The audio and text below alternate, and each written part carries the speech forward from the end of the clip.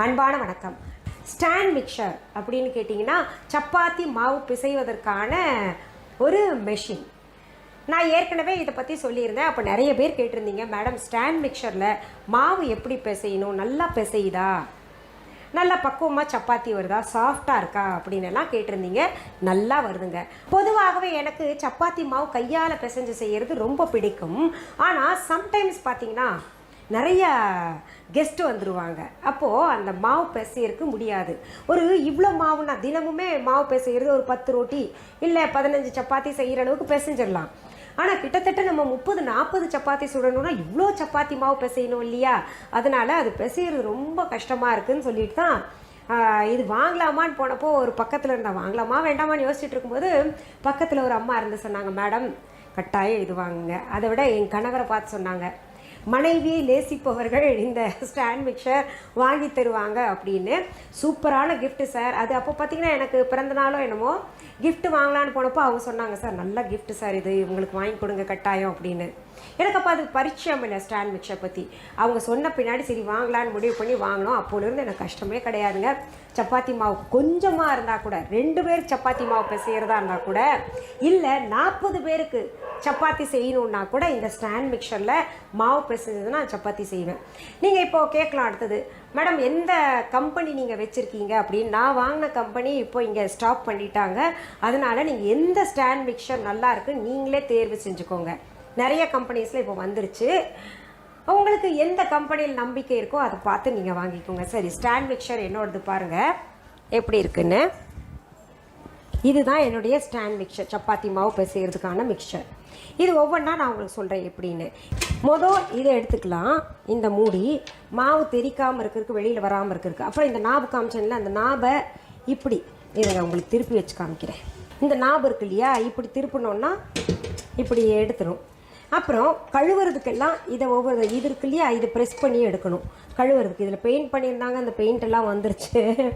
அப்புறம் இதையும் கழுவருக்கு எடுக்கணுன்னா நம்ம இப்படி மாவு இப்போ பிசைஞ்சு நமக்கு நிறைய மீந்திருக்குன்னா இப்படியே கூட நீங்கள் ஃப்ரிட்ஜில் இடம் இருந்ததுன்னா வச்சுக்கலாம்.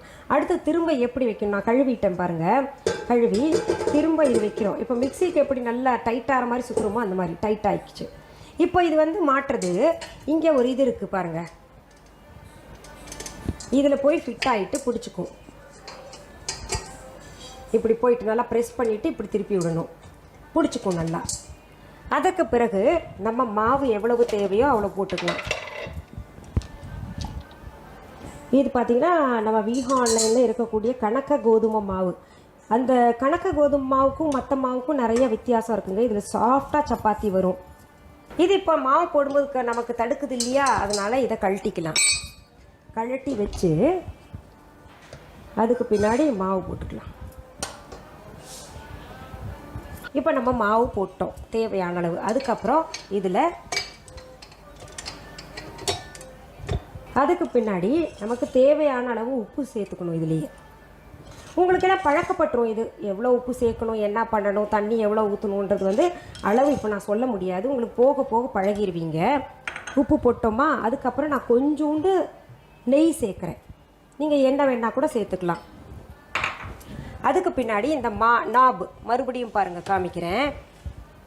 இந்த நாபு இப்படி தள்ளிட்டு கீழே பண்ணிக்கணும். இப்போது இதில் ஸ்பீடு இருக்குது. First speed, second speed, third ஸ்பீடுன்னு இருக்குது இந்த இடத்துல. இதை நம்ம என்ன பண்ணணும், ஃபஸ்ட்டு எடுத்தோடனே ஃபாஸ்ட்டாக வைக்கக்கூடாது, தெரிக்கும் மாவு. அதனால் பாருங்கள், நான் ஃபஸ்ட்டு ஸ்பீடில் வச்சுருக்கேன். அது நல்லா கலந்துக்கிட்டு இருக்கு. உப்பும் இந்த நெய் எல்லாத்தையும் நல்லா கலந்து விடுது. இப்போது கலந்துருக்குங்க. இப்போ நம்ம என்ன பண்ணணும், தேவையான அளவு தண்ணி ஊற்றணும். அப்பப்போ கூட நம்ம சேர்த்துக்கலாம் தண்ணி, ஒன்றும் பிரச்சனை இல்லைங்க. பாருங்கள், இப்போ மாவு நம்ம எப்படி பிசைகிறோமோ அந்த மாதிரி அது சுருட்டிக்கிட்டே வரும். முதல்ல எடுத்த உடனே நிறையா ஊற்றிட வேண்டாம். இப்போ இந்த தண்ணி நல்லா கலந்து பக்குவமாக வரும் மாவு பாருங்கள். அடுத்தது லேசாக நம்ம ஸ்பீடு இன்க்ரீஸ் பண்ணலாம்.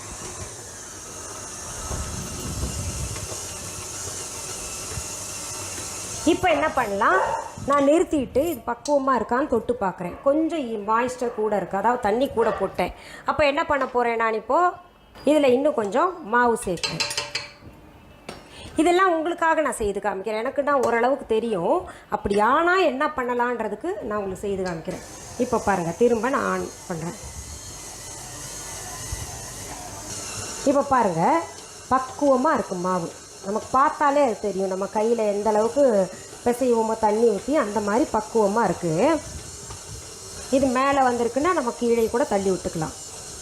இப்போ நான் உங்களுக்கு மூடி போட்டிருக்கேன் பார்த்தீங்களா. நிறைய மாவு பிசைகிறாங்கன்னா அது வெளியில் வராமல் இருக்கிறதுக்கு ஒன்று அந்த மூடி, இன்னொன்று இது வழியாக மாவு போடலாம் தண்ணி போடலான்றதுக்காக இந்த ஆப்ஷன் கொடுத்துருக்காங்க. வேறு எந்த பூச்சி போட்டெல்லாம் உழுகக்கூடாதுன்றதுக்காக கொடுக்கப்பட்டது இந்த மூடி. போதும்.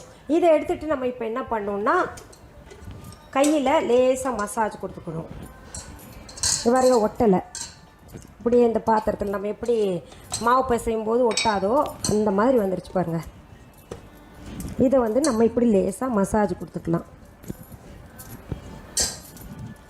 இப்போ சுத்தமாக கையில் எங்களுக்கு தம் இல்லை அப்படின்னு நினைக்கிறவங்க இது பிசைஞ்சு வச்சுக்கோங்க.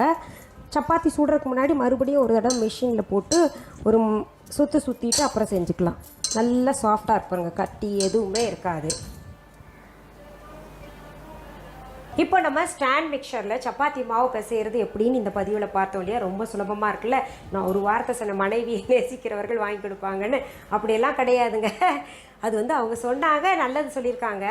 இப்போ இது விலை அதிகம், அதுக்குன்னு என்ன நீங்கள் நேசிக்கலையா அப்படின்னு போய் நம்ம வீட்டுக்கார்ட்டெல்லாம் சத்தம் போடக்கூடாது, சண்டை போடக்கூடாது. சரி, ரொம்ப நாளாக நீங்கள் ஸ்டாண்ட் மிக்சரில் மாவு எப்படி பிசையணும்னு கேட்டீங்க, நீங்கள் செய்து காமிச்சிட்டேன். இப்போ வீஹா ஆன்லைன் பற்றி பார்க்கலாம். இது வரைக்கும் யாராவது Veeha online shopping app download பண்ணலைன்னா உடனே ப்ளே ஸ்டோர் ஆப் ஸ்டோர் போங்க. தம்ப்நெயிலில் கொடுக்கப்பட்டல வீஹா ஆன்லைன் என்கின்ற ஸ்பெல்லிங் பார்த்துட்டு டெக்ஸ்ட் பண்ணுங்கள், டவுன்லோட் பண்ணிக்கோங்க. அப்படியும் புரியலன்னா டிஸ்கிரிப்ஷன் பாக்ஸ் ஓப்பன் பண்ணுங்கள்.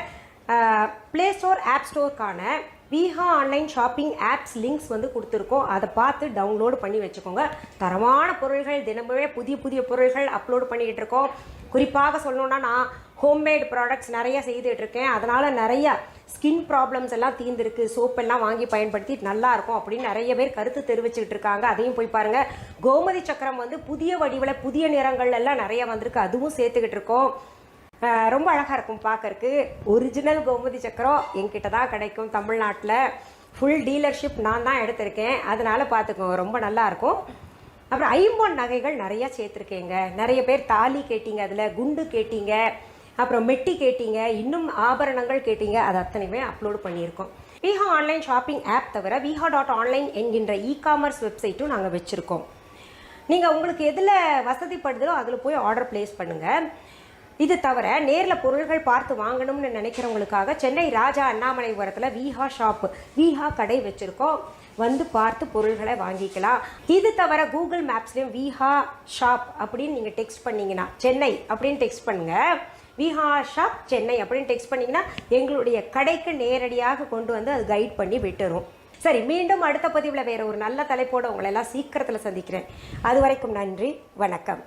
அன்பான வாடிக்கையாளர்களே, உங்கள் வீஹா ஸ்டோரில் பூஜை பொருட்கள், சிலைகள், ராசிக்கற்கள், வாஸ்து பொருட்கள், விதைகள், பாரம்பரிய அரிசி வகைகள், சிறுதானியங்கள், ஆர்கானிக் பொருட்கள், மூலிகை எண்ணெய், மளிகை பொருட்கள், மரச்செக்கு எண்ணெய், மரப்பொருட்கள், வெள்ளி ஆபரணங்கள், கிஃப்ட் ஆர்டிகல்ஸ், காட்டன் மற்றும் பட்டு புடவைகள், காட்டன் சுடிதார்கள், பட்டு பாவாடை, குழந்தைகளுக்கான விளையாட்டு பொருட்கள், ஹை குவாலிட்டி இமிடேஷன் நகைகள், வீட்டு உபயோக பொருட்கள், ஜூட் பேக்ஸ், ஹேண்ட்மேட் சோப்ஸ், அழகு சாதன பொருட்கள், சிறுதானிய பிஸ்கெட்டுகள், ஹோம் அப்ளையன்சஸ், இன்னும் பற்பல பொருட்கள் விற்பனைக்குள்ளது.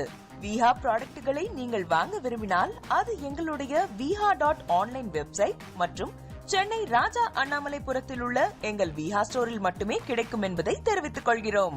வேறு எந்த ஆன்லைன் வெப்சைட்களிலும் வீஹா ப்ராடக்ட்கள் விற்பனைக்கு கிடையாது என்பதை நீங்கள் கவனத்தில் கொள்ள வேண்டும்.